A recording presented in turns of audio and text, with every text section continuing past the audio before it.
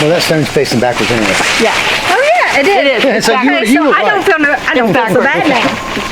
There's a footstone. I should know better. Okay, so this is a really cool stone, and it's a kind of a really cool story to go along with it.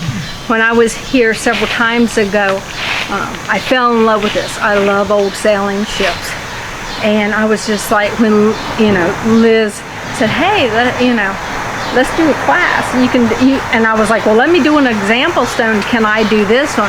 Well, come to find out, this man right here, his name is over here on the monument that we cleaned yesterday. I'm like, maybe Bob. But Liz or Bob, can y'all give a little history on? Yeah. The center stone is Mary Bensel Stewart, and Joseph Bensel was her son. And of course, as you've said, he was lost at sea in 1872. So he was one of the first group of 5 pilots that were lost at sea in 1872. And then the second group was in 1879.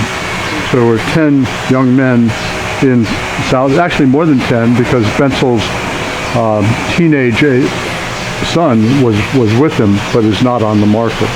So all the young people within a town or community of maybe 600 people at that time. Right? On the other side of his mother is his half-sister, Kate Stewart.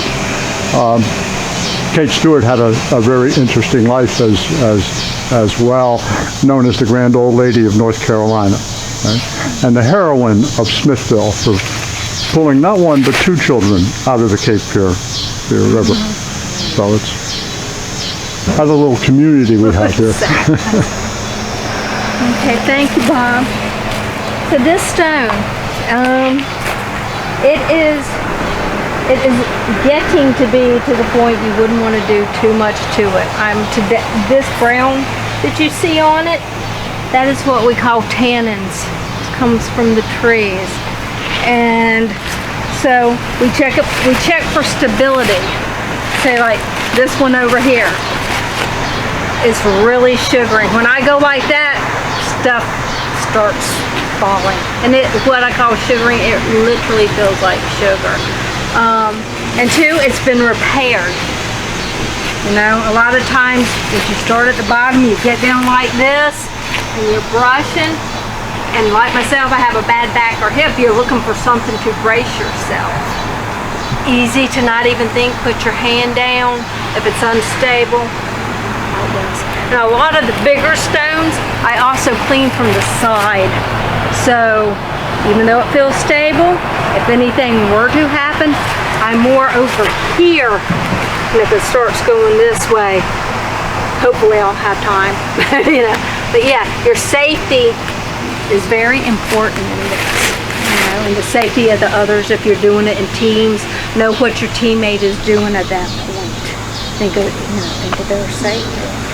So, right when it started to rain last year, I want y'all to, if you will, walk over here.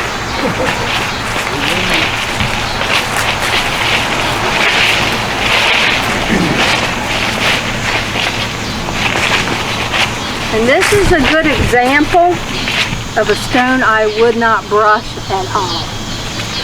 This is what the lichen. See the green? It's a fungus and an algae. Algae. And so it's a combo. But this will actually get into the stone, and it will eat away at the interior of it, making it just that much more weaker. So what we do, we wet down the stone with this, and the plastic scrapers. Once you let all that water just soak in for a few minutes, this stuff you can almost take a lot of times with your finger.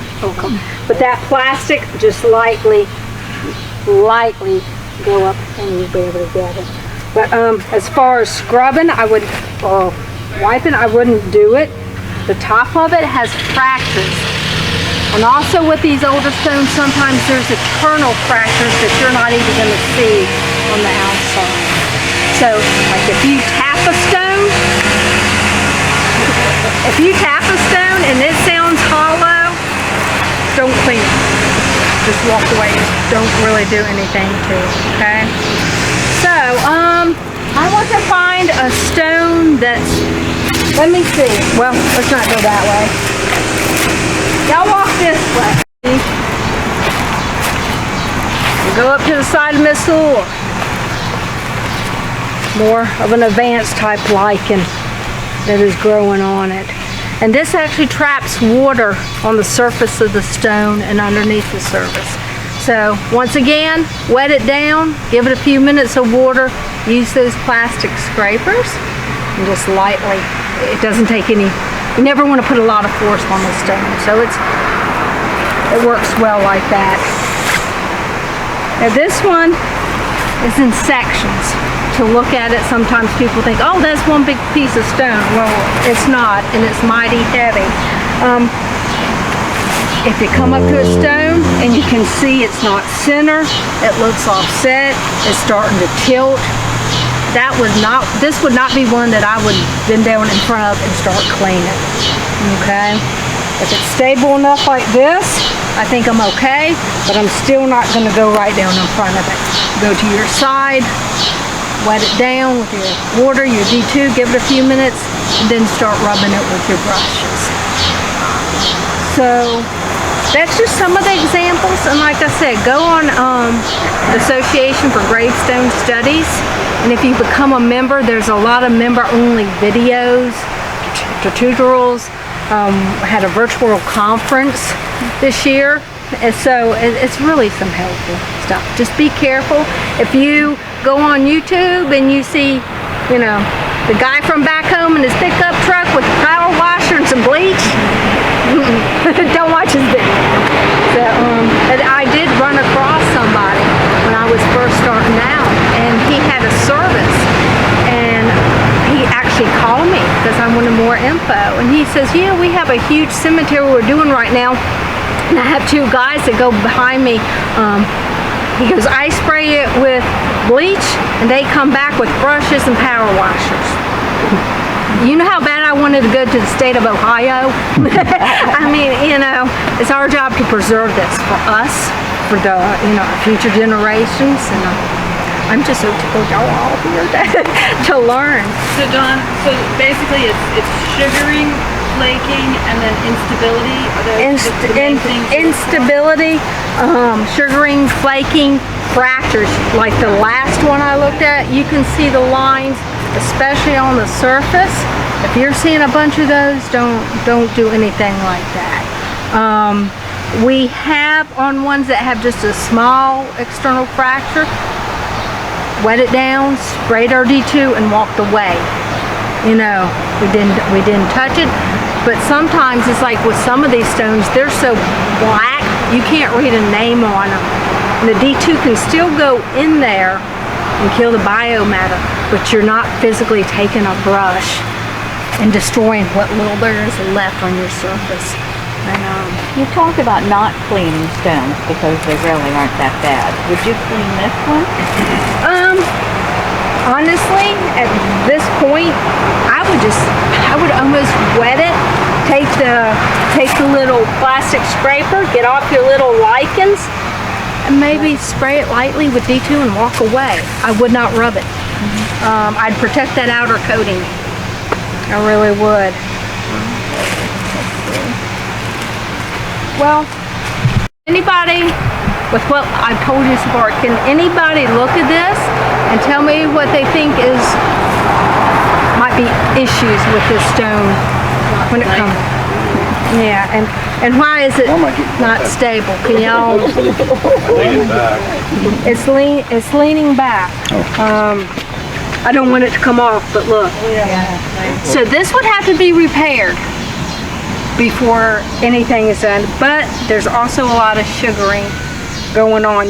Some of them you can just walk up to them and it looks like someone poured some sugar on top. You know, those you're getting far into the picture when it comes to their deterioration.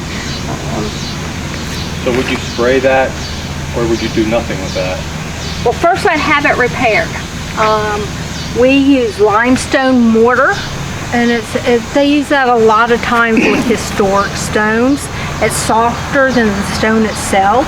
So if by chance this got knocked, it would break at the joint where we put the limestone mortar instead of causing another break elsewhere. So number one thing would be get the stability of it first. It's got one little patch of lichen. It's so very starting to sugar.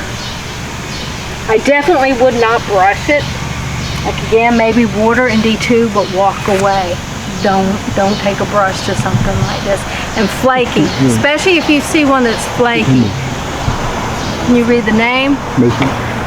Or, I thought they were one. I was saying that he wanted to know what the symbol was. I said, I think it's a mason symbol. Yes, yeah. Apparently they were masons, yeah. So, and also the flaking is exactly what it sounds like. If you walk up to a stone and it looks like the surface is starting to come off in flakes, don't touch it. Just don't touch it at all if it's flaking off. Is it limestone? What type of stone is that? It's probably limestone. The whiter ones are lime. And two, you look at the age, you know. They used to use a lot of limestone, sandstone, and then it went more into like your marble and your granite, modern day granite. It's also under a cedar and they put off rustic things on it. Yeah, that's what you see. Your natural environment has a huge impact on the stones and how quickly they deteriorate.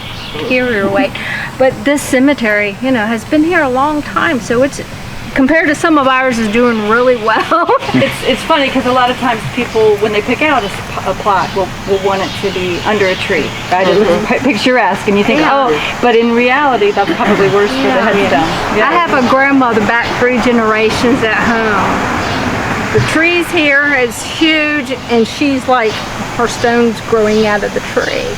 You know, the tree probably wasn't even there really when she was buried, you know, 3 generations ago. But trees and their root systems, they can travel and then all of a sudden decide to come up, you know. And we have literally went looking, dug up stones, you know, the bases of stones, and we will find part of the tree root just totally encompassing the base of these stones that are down. It pulls them down into the sand. So yeah, trees are pretty, but stay away from the trunk. Dawn, I'm curious if you look at the oldest stones.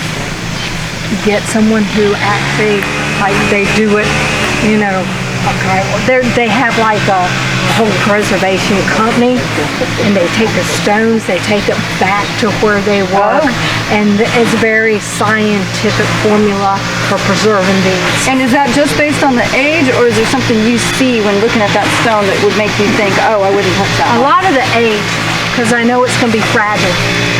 I know that old 1700s.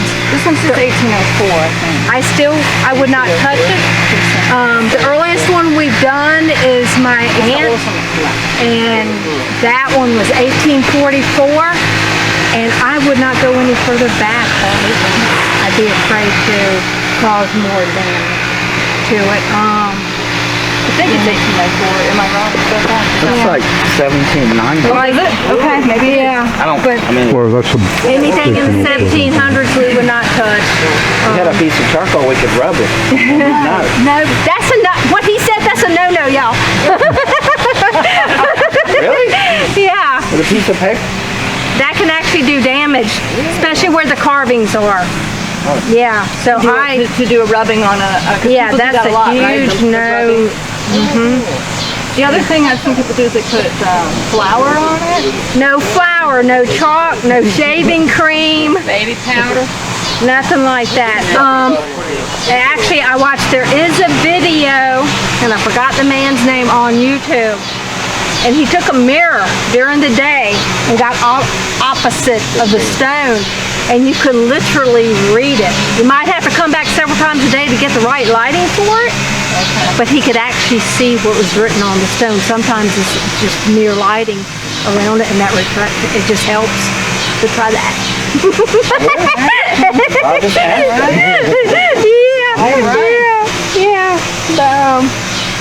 Yeah, a dear friend of mine, he was gonna do a chalk and paper. I was like, no. But yeah, it can also cause damage, especially. I keep urging about the age and how soft they become with age. And some of you walk up and say, well, that's fine, but you don't know eternally what's going on with the stone a lot of times. Should we head over to the So let's go. demo?